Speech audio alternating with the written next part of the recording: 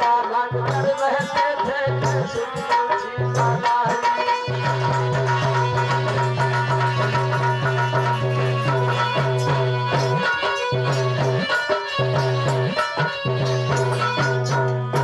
तापोती में भिक्षु बालक कर बड़े गरीब थे बेचारे।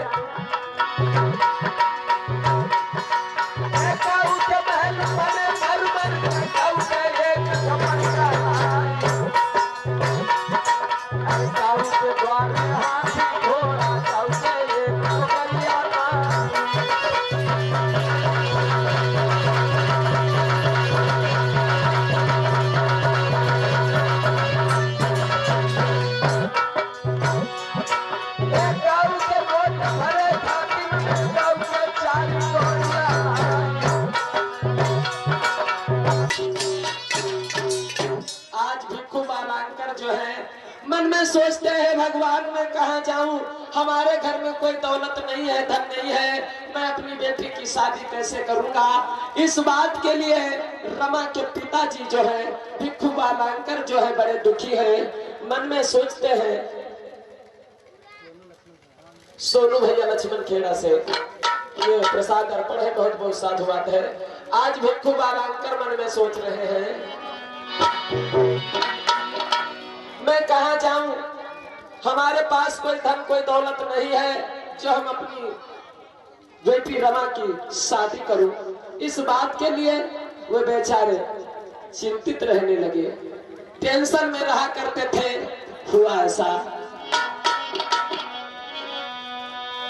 अरे नाई मेरे आसन कछु धनमाल, हाय मैं कैसे करूं शादी।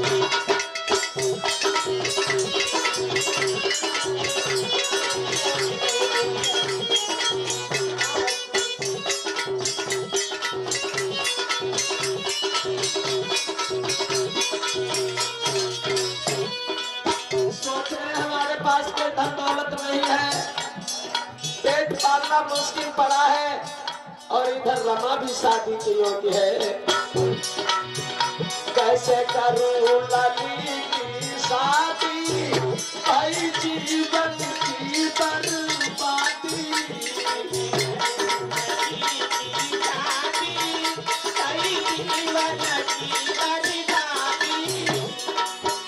कैसे करूं लाली की शादी, भाई जीवन की बर्बादी।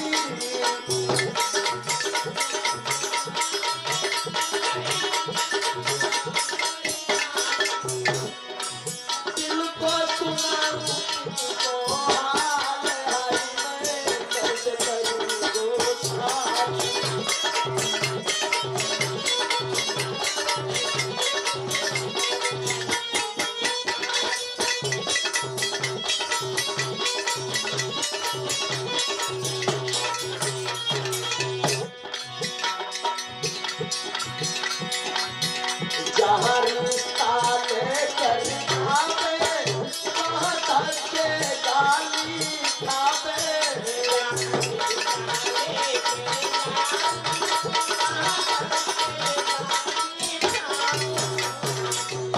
जहाँ रिश्ता लेकर जावे, वहाँ धक्के गाली खावे। दिल में सूझत है अंधियार, भाई मैं कैसे करूं शादी।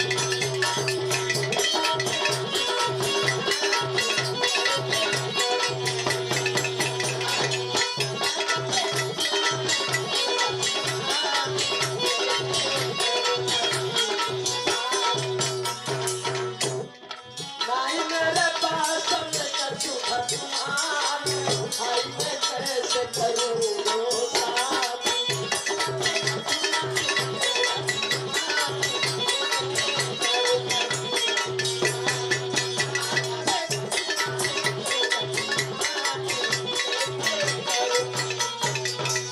मेरे भैया यही बात सोच करके भिक्षु बालांकर बड़े परेशान हैं कि घर में कोई धन दौलत नहीं है, बेटी की शादी कैसे करूं। इस बात के लिए बड़े चिंतित हो जाते हैं, दुखी हो जाते हैं। आज आज दिन प्रतिदिन उदास होते चले जा रहे थे और इनका दिन प्रतिदिन खाना पीना कम होता चला जा रहा है। शरीर में कमजोरी आ जाती है, उठने बैठने में दिक्कत होने लगी। थोड़े दिन बाद बीमार हो जाते हैं। बीमार हो जाने के बाद में आज भिक्खू वाला अंकल जो थे, क्या हुआ,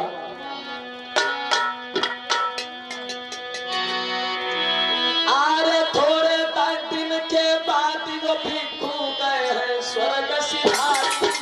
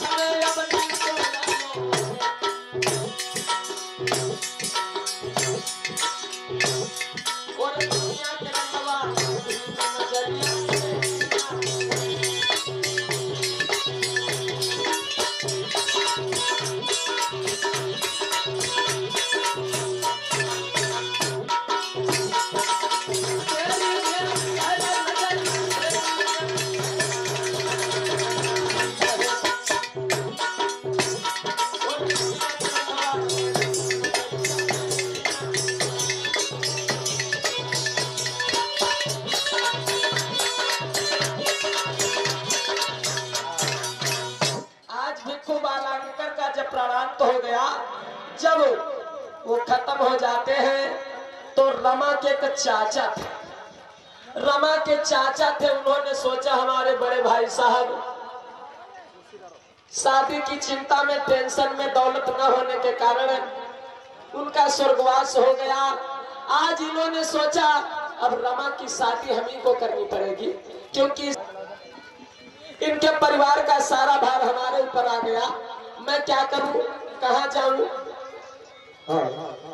थोड़े दिन रमा जो है अपने मामा के यहाँ नहीं है और फिर उसके बाद में चाचा के यहाँ रहने लगे। आज चाचा आंगन में बैठे हैं, चाचा क्या विचार कर रहे हैं, ध्यान देंगे। भाई साहब के खत्म होने के बाद में, उनके स्वर्ग सिधार जाने के बाद में जो मेरी भतीजी है रमा, उसका पालन पोषण अब मुझे ही करना है। और क्योंकि वो धीरे धीरे सियानी भी हो रही है और उसके लिए कोई अच्छा सा लड़का देख करके उसकी शादी तय करना है। मुझे भी यही एक चिंता परेशान कर रही, किसी तरीके से वो एक अच्छे घर में पहुंच जाए जहां पर बहुत ही अच्छे लोग रहते हो और उस घर को मेरी बेटी स्वर्ग बना देगी। मेरी जो भतीजी है वो उस घर को स्वर्ग बना देगी। और मुझे भी ये चिंता हो रही है कि मैं उसे इतना प्यार दूंगा और इतना पालन पोषण करूंगा कि उसे कभी अपने पिता की याद नहीं आएगी। और उसे शादी की, तो शादी के लिए मेरी भतीजी जो धीरे धीरे सियानी हो रही है उसकी चिंता मुझे है और मैं जल्द ही कोई अच्छा लड़का देख करके उसके लिए शादी इसकी कर दूंगा। से पास हुआ है, हाई स्कूल पास हुआ है और वो भी बहुत गरीब घर के हैं और हम भी बहुत गरीब हैं। अगर हमारी भतीजी की शादी अम्बेडकर के साथ में हो जाए तो बहुत अच्छी जोड़ी बनेगी। और मैं एक बात बहुत देर से सुन रहा हूँ, क्योंकि इस बात की चर्चा हर गली में है। एक राम जी राव है और उनका एक बेटा अम्बेडकर है और वो उनके द्वारे पर जो भी जाता है वो निराश होकर के नहीं आता है और उनकी कीर्ति जो है सभी जगह फैली।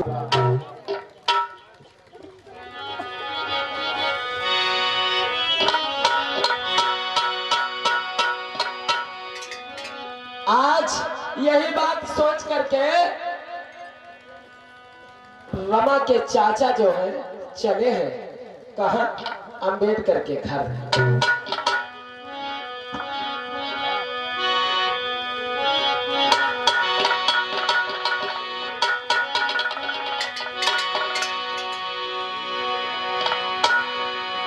चले हैं आज धीरे धीरे चाचा, चल भाई सुनो भैया मेरे, सुनो भैया मेरे, नाई पलकी करी है या पारसी।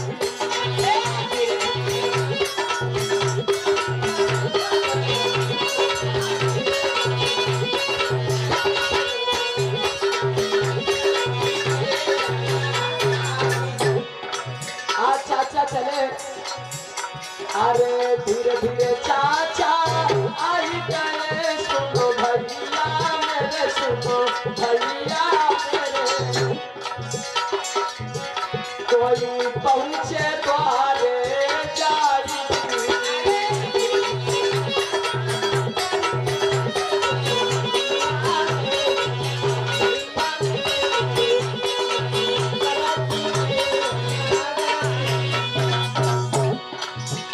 अरे जाई पहुंच गए पास में, सुनो भैया मेरे, सुनो भैया मेरे, कोई आपस में किया है प्यारा नहीं।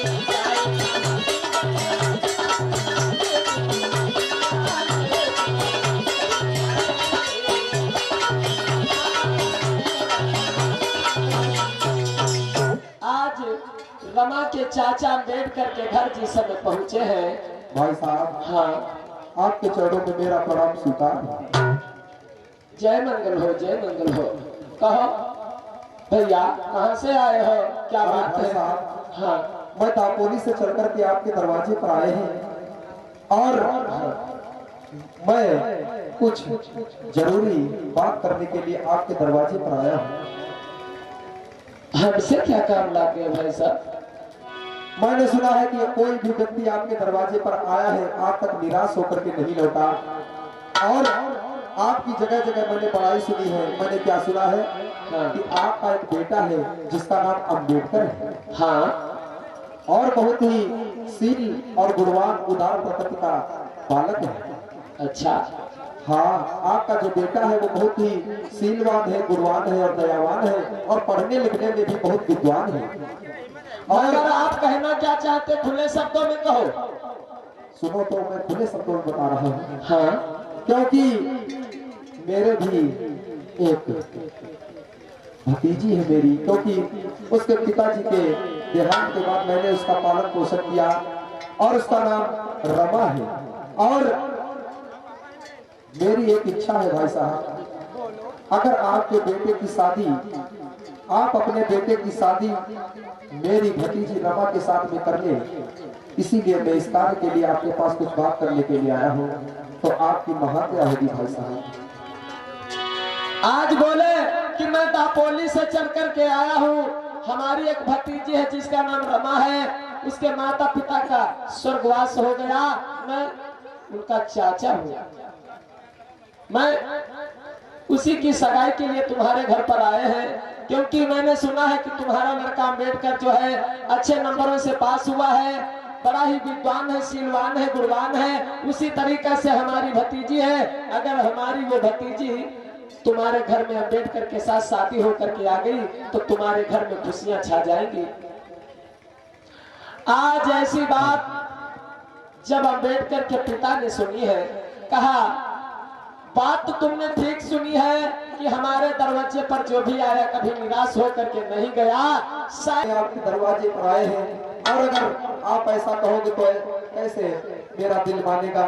और मैं आपसे बार बार विनती करता हूँ ये रिश्ता स्वीकार कर लीजिए भाई साहब। देखिए, रिश्ते के लिए तुम्हें मना नहीं करता, तुमने थोड़ा आने में समय कर दिया। मैंने एक उच्च घराने से, बड़े बाप की बेटी से अपने पुत्र का विवाह पक्का कर लिया है। भाई साहब, ये आप क्या कह रहे हो? मैं बड़ी आशा लगा करके आपके पास में आया, और जब मैंने ये खबर सुनी तो मुझसे रहा नहीं गया, और मैं आपके दरवाजे पर बड़ी दूर से चल करके आया हूँ। भाई साहब ऐसा करो, मेरी विनती को स्वीकार करो और इस रिश्ते को पक्का कर लो भाई साहब। बोले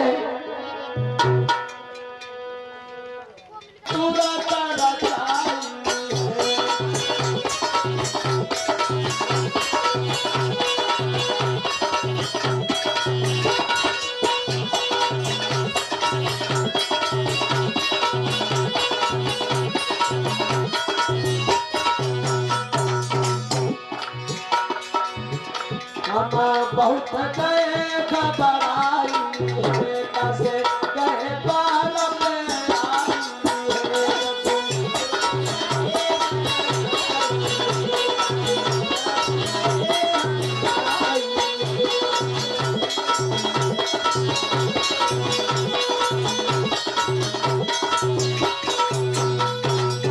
आज रमा के चाचा दोनों हाथ जोड़ करके बोल रहे हैं कि भाई साहब मैं बहुत गरीब हूँ, बहुत दुखियारा हूँ, शादी कर लीजिए, मैं कहाँ जाऊंगा।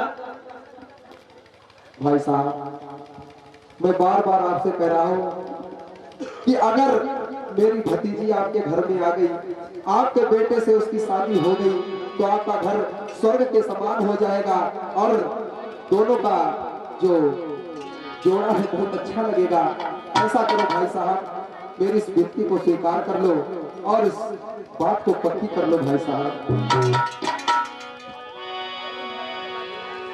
जगह से पक्का कर चुका हूँ। अगर तुम अपने दुख दर्द को हमारे सामने रो रो करके बता रहे हो, तो मैं अपने पुत्र अंबेडकर से ही पूछ लेता हूँ कि वो शादी कहाँ करेगा। ठीक है, आप अपने बेटे से भी पूछ लीजिए, तब तक के लिए मैं यहाँ पर आपके तुरंत ही अपने पुत्र को बुलाते हैं। कैसे बुलाते हैं? बेटा अम्बेडकर। जी पिताजी। बेटा अम्बेडकर इधर आओ। आज अम्बेडकर को बुलाते हैं। अम्बेडकर वहां पर आए भैया। आए हैं, जवाब दिया है। कहिए पिताजी हमें किस लिए बुलाए हो? कहो पिताजी। हाँ बेटा, किस लिए मुझे बुलाया है आपने? बेटा अम्बेडकर, हाँ कहिए पिताजी। ये आपकी शादी के लिए रिश्ता ढूंढने के लिए आए हैं। क्या कह रहे हो पिताजी? ये हमारी शादी का रिश्ता लेकर के आए हैं। हाँ बेटा। तो तुम्हें तो मालूम है कि मैं शादी दूसरी जगह हमारी पक्की किए हो आप ही ने। क्या कहो पिताजी? हाँ बेटा। क्योंकि आप ही बता रहे थे, मैं तो वहां गया नहीं था। आप ही कह रहे थे कि मैंने तुम्हारी शादी एक उच्च घराने में तय कर दी है। फिर पिताजी इनको जवाब क्यों नहीं दिया आपने? जवाब दिया है, ये बहुत गरीब है। ये अपने दुख और दर्द को रो रो कर बता रहे हैं कि हमारी अकेली एक भतीजी है रमा, अगर उसकी शादी नहीं हो पाई, वो कुंवारी रह जाएगी, तो ये समाज हमको गालियां देगा। इसलिए ये यहाँ पर भीख मांगने के लिए आए हैं। पिताजी हाँ, आप तो जानते हैं मेरे विचार कुछ अलग हैं। और सुनो पिताजी, मैं कैसी लड़की से शादी करना चाहता हूँ। बोलो बेटा। क्योंकि पिताजी मैं ऐसी लड़की से शादी करना चाहता हूँ जो हमारे घर परिवार को लेकर के चले, हमारे रिश्तेदार मेहमान आए उनका मान सम्मान करे, हम लोगों के मान सम्मान को बरामद रखे, हमारा मान सम्मान करे पिताजी, आपका मान सम्मान करे।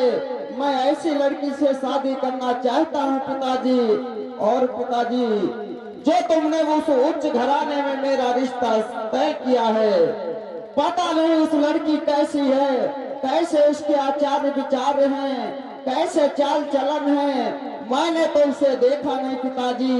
मैं उस उच्च घराने वाली लड़की से शादी नहीं करूंगा पिताजी, मैं इन्हीं की लड़की के साथ में शादी करूंगा पिताजी। बहुत अच्छे बेटा, बहुत अच्छे, काफी अच्छे तुम्हारे विचार है बेटा। बेटा बोलिए पिताजी। चलो कोई बात नहीं, तुम अंदर जाओ, हम आपस में बात करते हैं। हाँ। ठीक है पिताजी। आज अंबेडकर ने खुले शब्दों में बता दिया कि मैं शादी उसी लड़की से करूंगा जो हमारी इज्जत करे, तुम्हारी इज्जत करे, घर परिवार को लेकर चले, आए हुए अतिथि मेहमानों का मान सम्मान करे। ऐसी लड़की से हम शादी करना चाहते हैं, हमें धन दौलत नहीं चाहिए। अब कि इनके ऊपर दया अनुकंपा बनी रहे। आज बोले हैं हेलो भाई साहब, सुना आपने अम्बेडकर ने क्या कहा? हाँ मैंने तो सुना, और कितना जैसा मैंने सुना था वैसा ही आपका बेटा है। कितने अच्छे उसके विचार हैं और कितना शीलवान है और कितना गुणवान है। मैंने जैसे उसकी बड़ाई लोगों से सुनी थी, बिल्कुल वैसा ही आपका बेटा है। कितना होशियार है, कितना समझदार आपका बेटा है। हाँ सच कह रहे हो भाई साहब। अब ठीक समझ लीजिए, जब हमारे बेटे ने ही कह दिया है कि हमको उसी जगह शादी करनी है जहाँ की लड़की हमको मान सम्मान दे, तो समझ लो तुम्हारा कांटा निकल गया। आज मैं बहुत खुश हूँ। अब जो है आपके बेटे ने जो शादी के लिए हाँ की है, तो मैं बहुत खुश हूँ। आज मुझे लगता है मुझे दुनिया की सारी खुशी मिल गई हो। मैं बहुत खुश हूँ आज। ठीक है भाई साहब, हम ऐसे रिश्ता पक्का नहीं कर सकते, हम तुम्हारी जब तक लड़की नहीं देख लेंगे। हाँ। अरे भाई साहब, अब जब आपके बेटे ने हाँ कर दी है कि मैं शादी करूंगा तो मेरी भतीजी से ही, और जब आपके बेटे ने अपने मुख से बता दिया है तो ऐसा करो, आप अपने जो आपके बड़े बूढ़े लोग हैं, पुरखे आपके हैं, उनको आप बैठा करके एक उनकी सभा लगा लो और उनके अच्छी तरीके से बातचीत कर लो, और उसके बाद में आप मेरे घर पर बेटी देखने के लिए आइए। मैं आपको अपनी बेटी दिखाऊंगा। ठीक है भाई साहब, आप घर जाइए, हम लोगों से पूछताछ करेंगे, फिर आपकी लड़की को देखने के लिए आएंगे। ठीक है भाई साहब, मैं अपने घर के